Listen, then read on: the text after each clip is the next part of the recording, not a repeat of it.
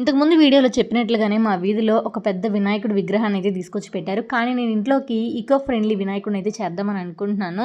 ఇంతకుముందు రోజులలో అయితే పల్లెటూర్లలో మాత్రమే దొరికేదనమాట బంకమట్టి. కానీ ఇప్పుడున్న సిచ్యువేషన్ ఎలా ఉందంటే ఆన్లైన్లో మట్టిని కూడా అమ్మేస్తున్నారు. సో సిటీలో ఉండే వాళ్ళు కూడా హ్యాపీగా చేసేసుకోవచ్చు మన చేతులతో. ఎంత మనం డబ్బులు పెట్టి బయట రంగురంగుల వినాయకుడిని కొన్నా సరే మన చేతులతో చేసే సాటిస్ఫాక్షనే వేరనమాట.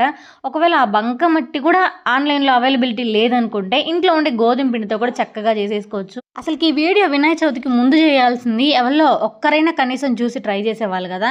కానీ టైం కుదరక చేయలేకపోయారు. అందరూ ఏమనుకుంటారంటే ఇలా చేత్తో వినాయకుడిని చేయడం చాలా కష్టం, మనకి ఎందుకు లబ్బా ఇన్ని తిప్పలని అనుకుంటారు. ఒకసారి ట్రై చేస్తే ఈసారి రాలేదనుకోండి నెక్స్ట్ టైం ఖచ్చితంగా బాగా వస్తుంది. నేను కూడా ఇంతకుముందు ఒక యూట్యూబ్ ఛానల్లో చూసి చేశాను. ఇప్పుడు నేను చేస్తున్నాను, నన్ను చూసి మా పిల్లలు కూడా ట్రై చేస్తున్నారు లైట్గా. నెక్స్ట్ ఇయర్ వినాయక చవితికి మీలో ఎవరైనా ఇలా ట్రై చేస్తే I will be very happy. ఇంకా మా ఇంటి బుజ్జిగనపై అయితే రెడీ అయిపోయాడు. ఇంకా పసుపు కుంకుమలతో అయితే కొంచెం లైట్గా డెకరేషన్ చేద్దాం అనుకుంటున్నాను. అప్పుడు లుక్ టోటల్గా మారిపోతుంది.